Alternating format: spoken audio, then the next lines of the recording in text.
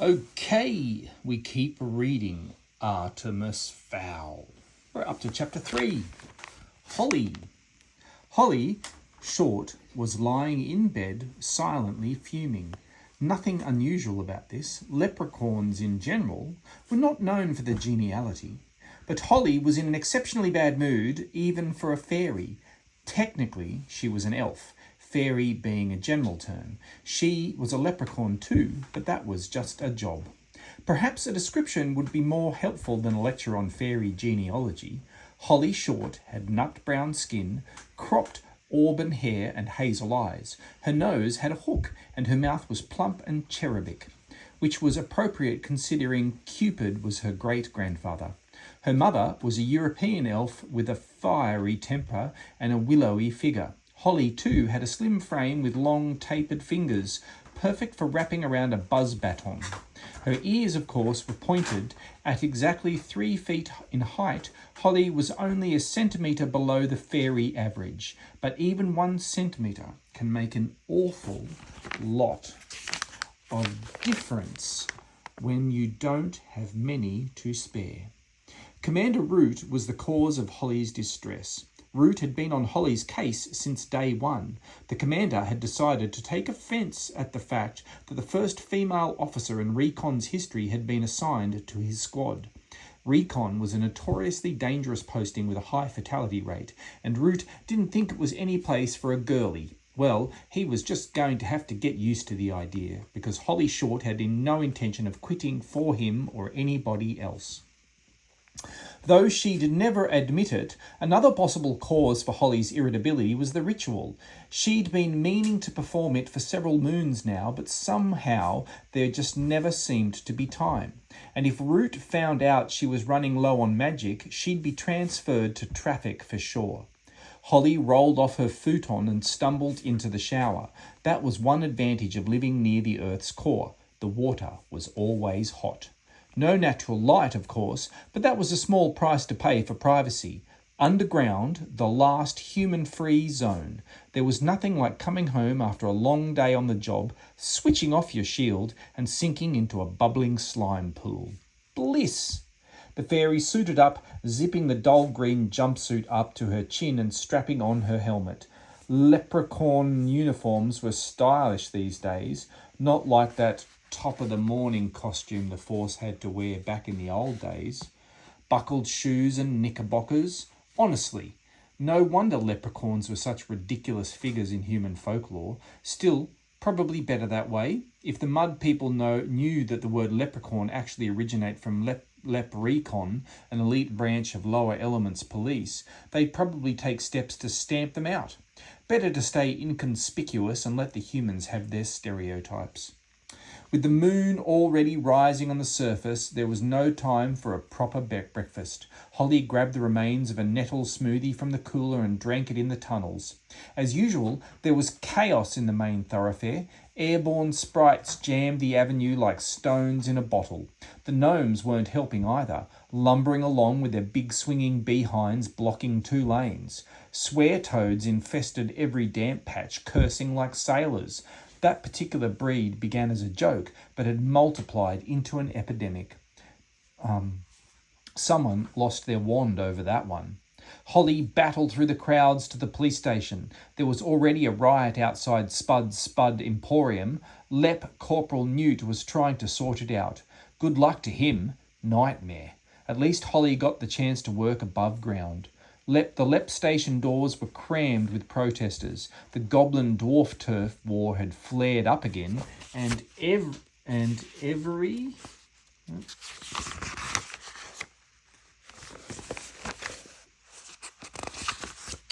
can't I get that page? So annoying. And every morning, hordes of angry parents showed up demanding the release of their innocent offspring. Holly snorted. If there actually was an innocent goblin. Holly Short had yet to meet him. They were clogging up the cells now, howling gang chants and hurling fireballs at each other. Holly shouldered her way into the throng. "Coming through," she grunted. "Police business." They were on her like flies on a stinkworm. "My Grumpo is innocent. Police brutality." Officer, could you take my baby in his blankie? He can't sleep without it. Holly set her visor to reflect and ignored them all.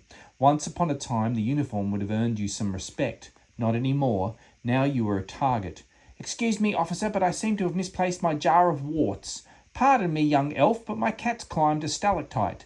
Or, if you give me a minute, Captain, could you tell me how to get to the Fountain of Youth? Holly shuddered. Tourists. She had troubles of her own, more than she knew, and she was about to find out. In the station, the kleptomaniac dwarf was busy picking the pockets of everyone else in the booking line, including the officer he was handcuffed to.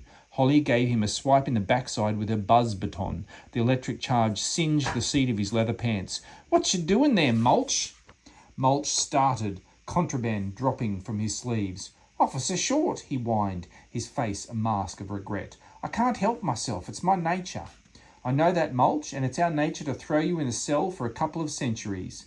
She winked at the dwarf's arresting officer. "Nice to see you're staying alert." The elf blushed, kneeling to pick up his wallet and badge. Holly forged past Root's office, hoping she would make it to her cubicle before... "Short! Get in here!"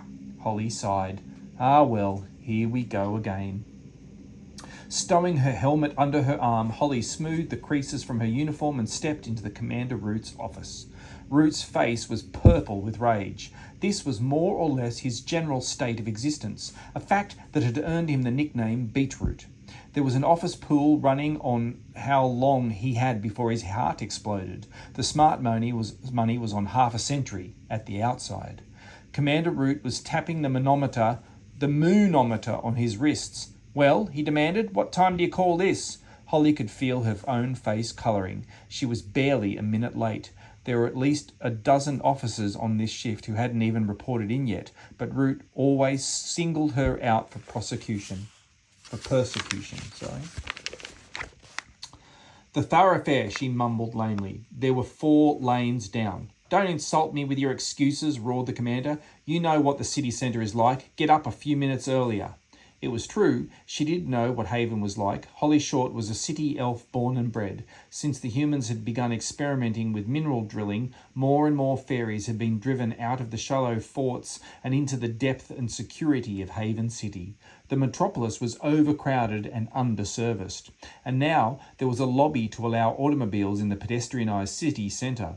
As if the place wasn't smelly enough already, with all those country gnomes lumbering about the place. Root was right. She should get up a bit earlier, but she wouldn't, not until everyone else was forced to. "I know what you're thinking," said Root. "Why am I picking on you every day? Why don't I ever bawl out those other layabouts?" Holly said nothing, but agreement was written all over her face. "I'll tell you why, shall I?" Holly risked a nod. "It's because you're a girl." Holly felt her fingers curl into fists. She knew it. "But not for the reason you think," continued Root. "You are the first girl in recon, ever. You are a test case, a beacon. There are a million fairies out there watching you, watching your every move. There are a lot of hopes riding on you, but there is a lot of prejudice against you too. The future of law enforcement is in your hands, and at the moment, I'd say it was a little heavy." Holly blinked. Root had never said anything like this before. Usually it was just fix your helmet, stand up straight, blah, blah, blah. "You have to be the best you can be, Short, and that has to be better than anybody else." Root sighed, sinking into his swivel chair. "I don't know, Holly. Ever since the Hamburg incident..." Holly winced. The Hamburg incident had been a total disaster. One of her perps had skipped out to the surface and tried to bargain with the mud people for asylum. Root had to stop time, call in the retrieval squad and do 4 memory wipes. A lot of police time wasted. All her fault. The commander took a form from his desk. "It's no use. I've made up my mind. I'm putting you on traffic and bringing in Corporal Frond."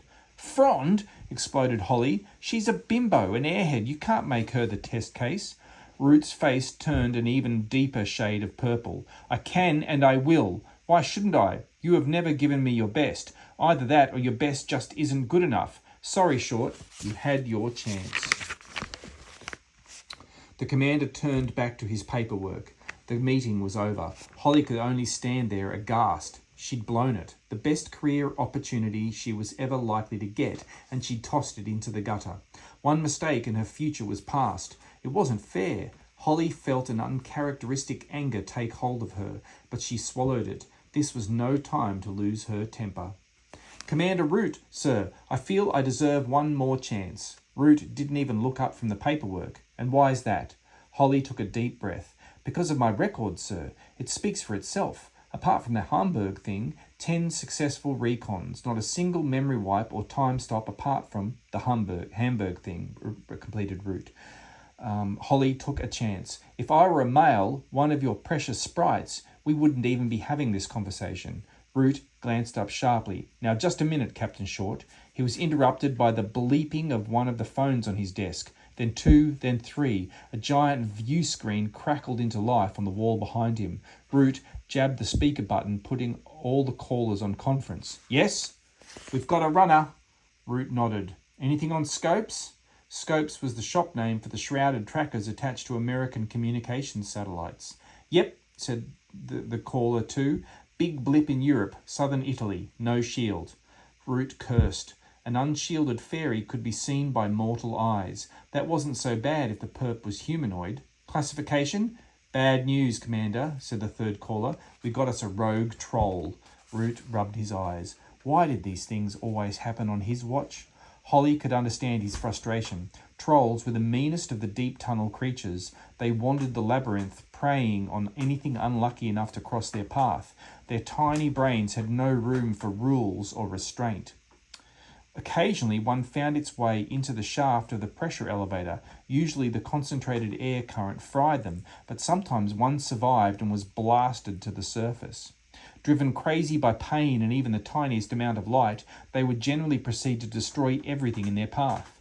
Root shook his head rapidly, recovering himself. Okay, Captain Short, looks like you get your chance. You're running hot, I take it? Yes, sir, lied Holly, all too aware that Root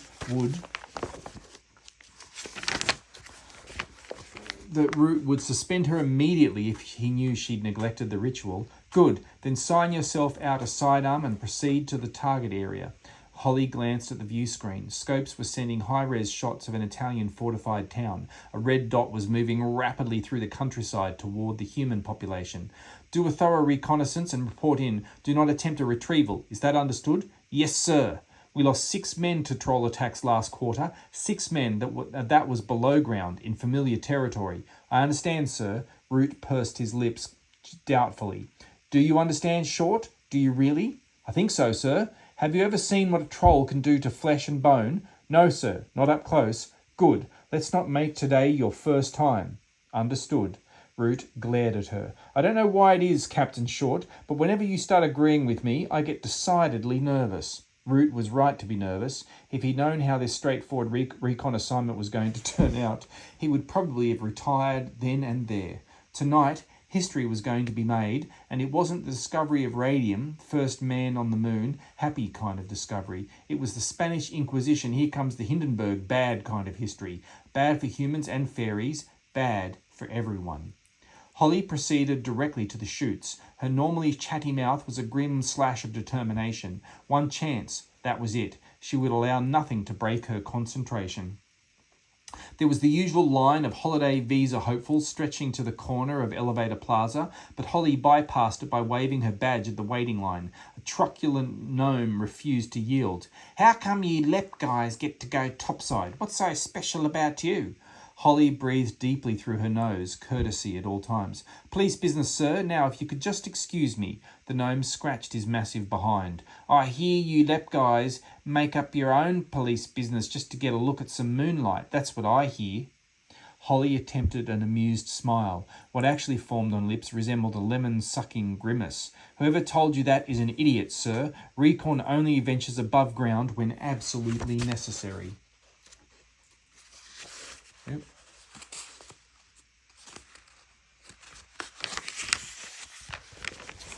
The gnome frowned. Obviously, he had made up the rumour himself and suspected that Holly might have just called him an idiot. By the time he'd figured it out, she'd skipped through the double doors. Foley was waiting for her in ops. Foley was a paranoid centaur, convinced that human intelligence agencies were monitoring his transport and surveillance network. To prevent them from reading his mind, he wore a tin-foil hat at all times. He glanced up sharply when Holly entered through the pneumatic double doors. Anybody see you come in here? Holly thought about it.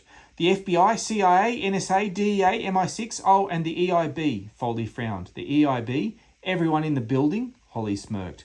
Foley rose from his swivel chair and clip-clopped over to her. Oh, you're very funny, Short. A regular riot. I thought the Hamburg incident might have knocked some of the cockiness out of you. If I were you, I'd concentrate on the job at hand. Holly composed herself. He was right. Okay, Foley, fill me in. The Centaur pointed to a live feed from the Eurosat, which was displayed on a large plasma screen. This red dot is the troll. He's moving towards Martina Franca, a fortified town near the city of Brindisi.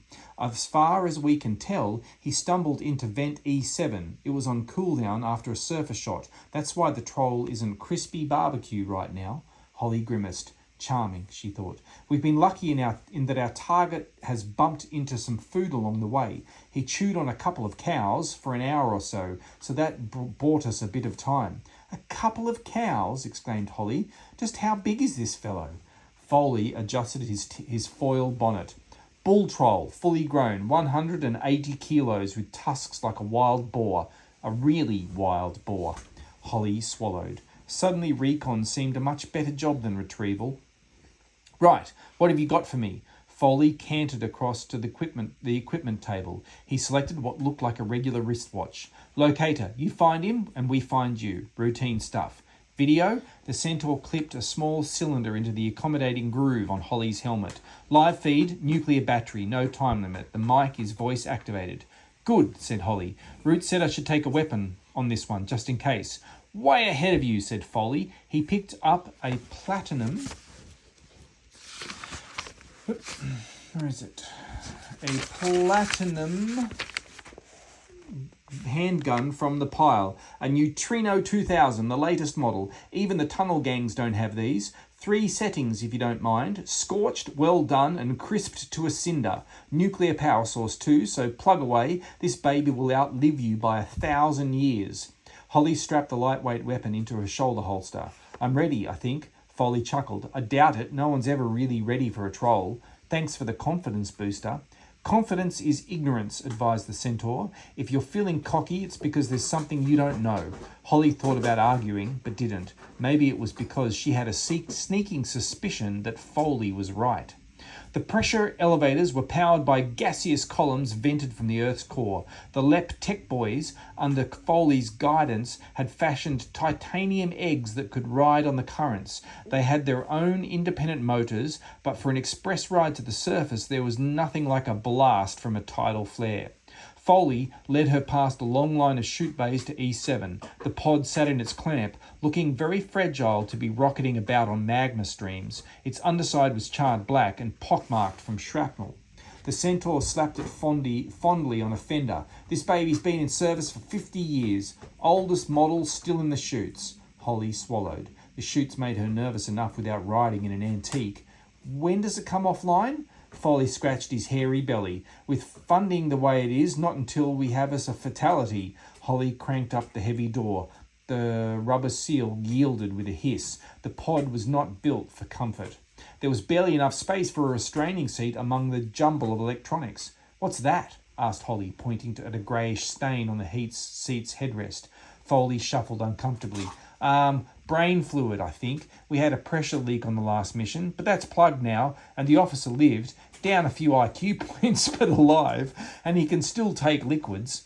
Well, that's all right then, quipped Holly, threading her way through the mass of wires. Foley strapped the harness onto her, checking the restraints thoroughly. All set? Holly nodded. Foley tapped her helmet mic. Keep in touch, he said, pulling the door closed behind him. Don't think about it, Holly, she told herself. Don't think about the white-hot magma flow that's going to engulf this tiny craft. Don't think about hurtling toward the surface with a Mach 2 force trying to turn you inside out. And certainly don't think about the blood-crazed troll ready to disembowel you with his tusks. Nope, don't think about any of that stuff. Too late.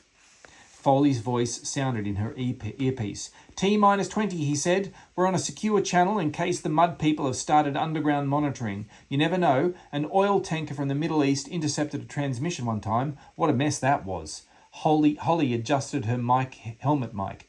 Focus, Foley. My life is in your hands here. Okay, sorry. We're going to use the rail to drop you into E7's main shaft. There's a surge due any minute. That should see you past the first 100 clicks, then you're on your own. Holly nodded, curling her fingers around the twin joysticks. All systems checked, fire it up. There was a whoosh as the pod's engines ignited. The tiny craft jostled in its housing, shaking Holly like a bead in a rattle. She could barely hear Foley speaking into her ear. You're in the secondary shaft now. Get ready to fly, Short. Holly pulled the rubber cylinder from the dash and slipped it between her teeth. No good having a radio if you've swallowed your tongue. She activated the external cameras and put the view on screen. The entrance to E7 was creeping toward her. The air was shimmering in the landing light glow. White hot sparks tumbled into the secondary shaft. Holly could hear the roar, but she could imagine. Holly couldn't hear the roar, but she could imagine it. A raw, skinning wind like a million trolls howling.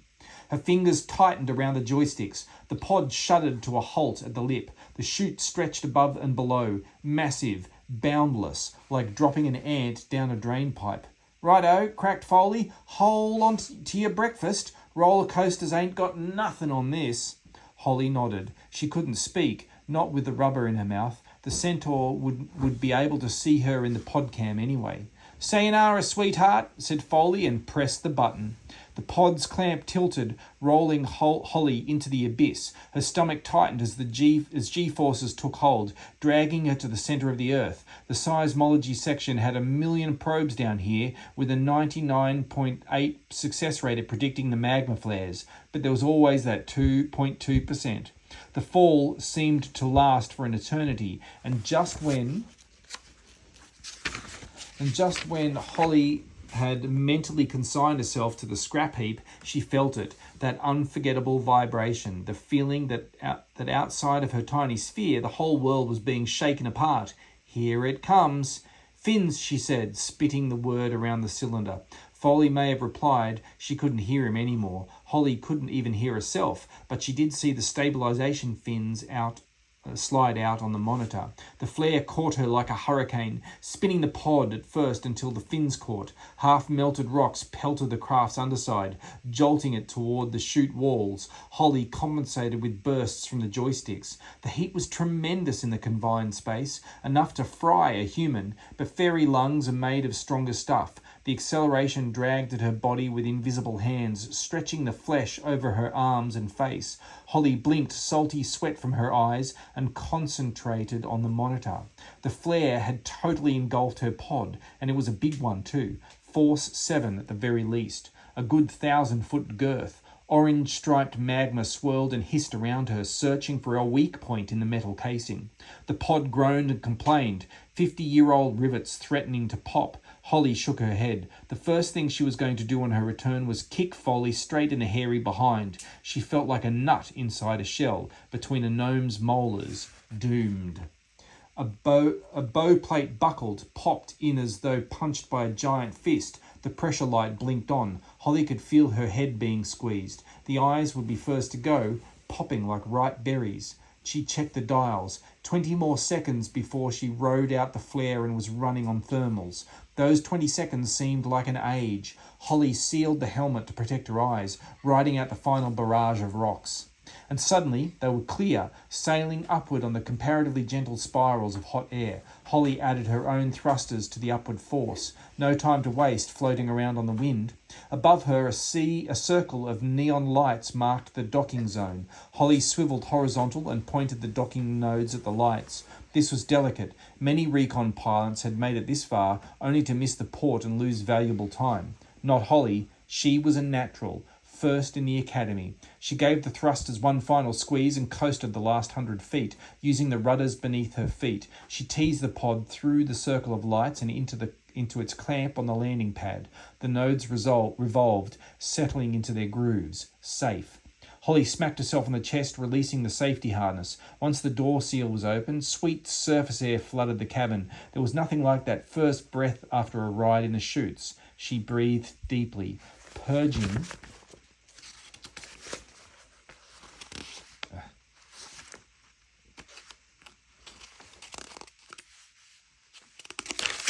purging the stale pod air from her lungs.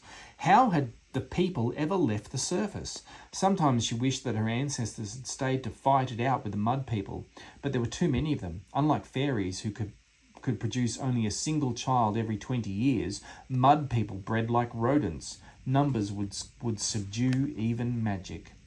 Although she was enjoying the night air, Holly could taste traces of pollutants. The mud people destroyed everything they came into contact with. Of course, they didn't live in the mud anymore, not in this country at least. Oh no, big fancy dwellings with rooms for everything, rooms for sleeping, rooms for eating, even a room to go to the toilet. Indoors. Holly shuddered. Imagine going to the toilet inside your own house. Disgusting. The only good thing about going to the toilet was the minerals being returned to the earth, but the mud people had even managed to botch that up by treating the stuff with bottles of blue chemicals. If anyone had told her 100 years ago that humans would be taking the fertile out of fertilizer, she would have told them to get some air holes drilled in their skull. Holly unhooked a set of wings from their bracket. They were double ovals with a clunky motor. She moaned. Dragonflies. She hated that model. Gas engine, if you believe it, and heavier than a pig dipped in mud. Now the Hummingbird Z7, that was transport. Whisper silent with a satellite-bounced solar battery that would fly you twice around the world. But there were budget cuts again. On her wrist, the locator began to beep. She was in range. Holly stepped out of the pod and onto the landing bay. She was inside a camouflaged mound of earth, commonly known as a fairy fort. Indeed, the people used to live in these until they were driven deeper underground. There wasn't much technology, just a few external monitors and a self-destruct device should the bay be discovered. There was nothing on the screens, all clear. The pneumatic doors were slightly askew where the troll had barged through, but otherwise everything seemed operational. Holly strapped on the wings, stepping into the world outside. The Italian night sky was crisp and brisk, infused with olives and vine. Crickets clicked in the rough grass and moths fluttered in the starlight. Holly couldn't stop herself smiling. It was worth the risk, every bit of it. Speaking of risk, she checked the locator. The bip was much stronger now. The troll was almost at the town walls. She could appreciate nature after the mission was over. Now it was time for action. Holly primed the wing's motor, pulling the starter cord over her shoulder. Nothing. She fumed silently. Every spoiled kid in Haven had a hummingbird for their wilderness holidays, and here were the lep with wings that were junk when they were new. She yanked the cord again and then again. When the third wrench it caught, spewing a stream of smoke and fumes into the night. About time, she grunted, flicking the throttle wide open. The wings flapped their way up into a steady beat and with not a little effort lifted Captain Holly short into the night sky. Even without the locator, the troll would have been easy to follow. It had left a trail of destruction wider than a tunnel excavator. Holly flew low, skipping between mist hazes and trees, matching the troll's course. The crazed creature had cut a swathe through the middle of the vineyard, turning a stone wall to rubble and left a guard dog gibbering under a hedge. Then she flew over the cows. It was not a pretty sight. Without going into details, let's just say there wasn't much left beside horns and hooves. The red blip was louder now. Louder meant closer. She could see the town below her, nestled on top of the low hill, surrounded by a crenellated wall from the Middle Ages. Lights still burned in most windows. Time for a little magic. A lot of the magic attributed to the people is just superstition, but they do have certain powers. Healing, the mesmer, and shielding among them. Shielding is really a misnomer. What fairies actually do is vibrate at such a high frequency that they are never in one place long enough to be seen. Humans may notice a slight shimmer in the air if they're paying close attention, which they rarely are, and even then the shimmer is generally attributed to evaporation. Typical of mud people to invent a complicated explanation for a simple phenomenon. Holly switched on her shield. It took a bit more out of her than usual. She could feel the strain in the beads of sweat on her forehead. I really should complete the ritual, she thought. The sooner, the better. Some commotion below broke into her thoughts, something that didn't gel with the nighttime noises. Holly adjusted the trim on her backpack and flew in for a closer look. Look only, she reminded herself. That was her job. A recon officer was sent up the chutes to pinpoint the target while the retrieval boys took a nice cushy shuttle. The troll was directly below her, pounding against the town's outer wall, which was coming away in chunks beneath his powerful fingers. Holly sucked in a startling gasp. This guy was a monster, big as an elephant and 10 times as mean. But this particular beast was worse than mean. He was scared. "Control," said Holly into her mic. "Runner located. Situation critical topside." Root himself was on the other end of the comlink. "Clarify, Captain." Holly pointed her video link at the troll. "Runner is going through the town wall. Contact imminent. How far away is retrieval?" "ETA 5 minutes minimum. We're still in the shuttle." Holly bit her lip. Root was in the shuttle? "That's too long, Commander. This whole town is going to explode in 10 seconds. I'm going in." "Negative, Holly. Captain Short, you don't have an invite. You know the law. Hold your position." "But Commander," Root cut her off. No buts, Captain. Hang back. That's an order." Holly's entire body felt like a heartbeat. Gasoline fumes were addling her brain. What could she do? What was the right decision to make? Lives or orders? Then the troll broke through the wall and a child's audio split the night. "Aito!" it screamed. "Help! An invitation! At a stretch!" "Sorry, Commander, the troll is light crazy and there are children in there." She could imagine Root's face, purple with rage, as he spat into the mic. "I'll have your stripes, Short! You'll spend the next 100 years on drain duty!" But it was no use. Holly had disconnected her mic and swooped in after the troll. Streamlining her body, Captain Short ducked into the hole. She appeared to be in a restaurant, a packed restaurant. The troll had been temporarily blinded by the electric light and was thrashing about in the centre of the floor.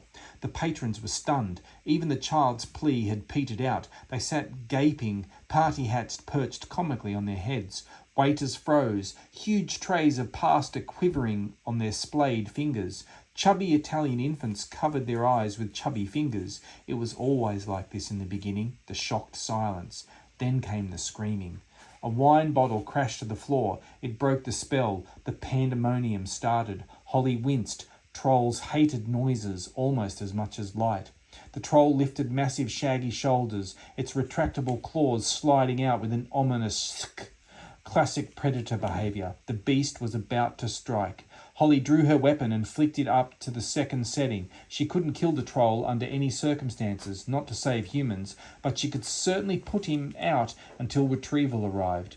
Aiming for the weak point at the base of the skull, she let the troll have a long burst of the concentrated ion ray. The beast staggered, stumbled a few steps, then got very angry. "It's okay," thought Holly. "I'm shielded, invisible. To any onlookers, it would seem as though the pulsing blue beam emanated from thin air."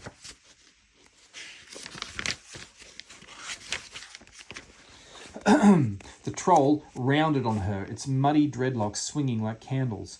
"No panic, it can't see me." The troll picked up a table. Invisible, totally invisible. He pulled back a shaggy arm and let fly. Just a slight shimmer in the air. The table tumbled straight towards her head. Holly moved, a second too late. The table clipped her backpack, knocking the gas tank clean off. It spun through the air, trailing flammable fluid. Italian restaurants, wouldn't you know it, full of candles. The tank twirled right through an elaborate candelabrum and burst into flames like some deadly firework. Most of the gas landed on the troll, so did Holly. The troll could see her. There was no doubt about it. It squinted at her through the hated light, its brow a rictus of pain and fear. Her shield was off. Her magic was gone. Holly twisted in the troll's grip, but it was useless. The creature's fingers were the size of bananas, but nowhere near as pliant. They were squashing the breath from her ribcage with savage ease.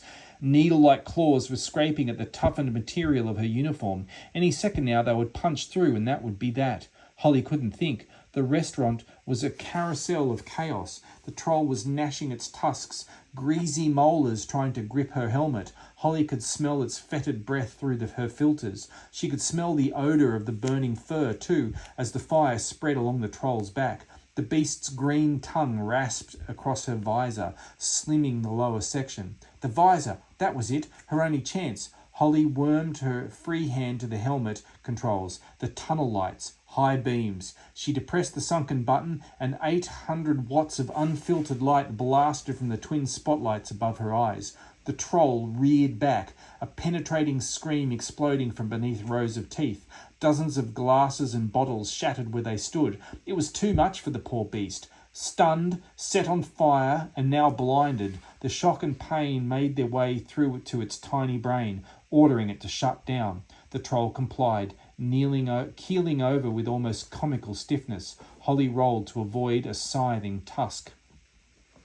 There was complete silence, but for tinkling glass, crackling fur, and the sudden release of breath. Holly climbed shakily to her feet.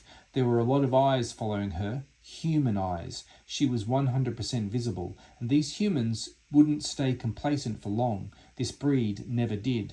Containment was the issue. She raised her empty palms, a gesture of peace.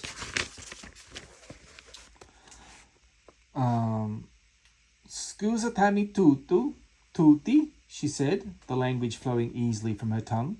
The Italians, ever graceful, muttered that it was nothing. Holly reached slowly into her pocket and withdrew a small sphere. She placed it in the middle of the floor. Guardate, she said. Look. The restaurant's patrons complied, leaning in to see the small silver ball. It was ticking, faster and faster, almost like a countdown. Holly turned her back to the sphere. 3, 2, 1, boom, flash. Mass unconsciousness. Nothing fatal, but headaches all around in about 40 minutes. Holly sighed. Safe for the moment. She ran to the door and slid the latch across. Nobody was going in or out, except through the big gaping hole in the wall. Next, she doused the smouldering troll with the contents of the restaurant's fire extinguisher, hoping the icy powder wouldn't revive the sleeping behemoth. Holly surveyed the mess she had created. There was no doubt it was a shambles, worse than Hamburg. Root would skin her alive. She'd rather face the troll any day. This was the end of her career for sure. But suddenly, that didn't seem so important because her ribs were aching and she had a blinder of a pressure headache coming on. Perhaps a rest, just for a second, so she could pull herself together before retrieval showed up. Holly didn't even bother looking for a chair. She simply allowed her legs to buckle beneath her, sinking to the chessboard linoleum floor. Waking up to Commander Root's bulging features is the stuff of nightmares. Holly's eyes flickered open, and for a second she could have sworn that there was concern in those eyes, but then it was gone, replaced by the customary vein-popping fury. "Captain Short!" he roared, mindless of her headache. "What in the name of sanity happened here?" Holly rose shakily to her feet. There was... The sentences just wouldn't come. "You disobeyed a direct order. I told you to hang back. You know it's forbidden to enter a human building without an invitation." Holly shook the shadows from her vision. "I got invited in. A child called for help." "You're on shaky ground there, Short." "There is precedent, sir. Corporal Rowe versus the state. The jury ruled that the trapped woman's cries for help could be accepted as an invitation into the building. Anyway, you're all here now. That means you accepted the invitation too." Said Root doubtfully. "I suppose you were lucky. Things could have been worse." Holly looked around. Things couldn't have been a lot worse. The establishment was pretty trashed, and there were 40 humans out for the count. The tech boys were attaching mind wipe electrodes to the temples of unconscious diners. "We managed to secure the area, in spite of half the town hammering on the door." "What about the hole?" Root smirked. "See for yourself." Holly glanced over. Retrieval had jimmied a hologram lead into the existing electricity sockets and were projecting an unbattered wall over the hole. The holograms were handy for quick patches, but no good under scrutiny. Anyone who examined the wall too closely would have noticed that the slightly transparent patch was exactly the same as the stretch beside it. In this case, there were 2 identical patches of spiderweb cracks and 2 reproductions of the same Rembrandt. But the people inside the pizzeria were in no condition to examine the walls, and by the time they woke up, the wall would have been repaired by the telekinetic division, and an entire paranormal experience would be removed from their memories. The retrieval officer bolted from the restroom. "Commander!" "Yes, Sergeant." "There's a human in here, sir. The concussor didn't reach him." "He's coming, sir, right now." "Shields!" barked Root. "Everyone!" Holly tried. She really did, but it wouldn't come. Her magic was gone. A toddler waddled out of the bathroom, his eyes heavy with sleep. He pointed a pudgy finger directly at Holly. Ciao, Folletta, he said before climbing into his father's lap to continue his snooze. Root shimmered back into the visible spectrum. He was, if possible, even angrier than before. What happened to your shield, Short? Holly swallowed. Stress, Commander, she offered hopefully. Root wasn't having any of it. You lied to me, Captain. You're not running hot at all, are you? Holly shook her head mutely. How long since you completed the ritual? Holly chewed her lips. I'd say about 4 years, sir. Root nearly popped a vein. 4 years? It's a wonder you lasted this long. Do it now, tonight. You're not coming below ground again without your powers. You're a danger to yourself and your fellow officers. Yes, sir. Get a set of hummingbirds from retrieval and zip across to the old country. There's a full moon tonight. Yes, sir. And don't think I've forgotten about this shambles. We'll talk about it when you get back. Yes, sir. Very good. Holly turned to go, but Root cleared his throat for attention. Oh, and Captain Short? Yes, sir. Root's face had lost its purple tinge. He almost seemed embarrassed. Well done on the life-saving thing. Could have been worse. An awful lot worse. Holly beamed behind her visor. Perhaps she wouldn't be kicked out of recon after all. Thank you, sir. Root grunted, his complexion returning to its normal reddy hue. Now get out of here and don't come back until you're full to the tips of your ears with magic. Holly sighed. So much for gratitude. Yes, sir. On my way, sir.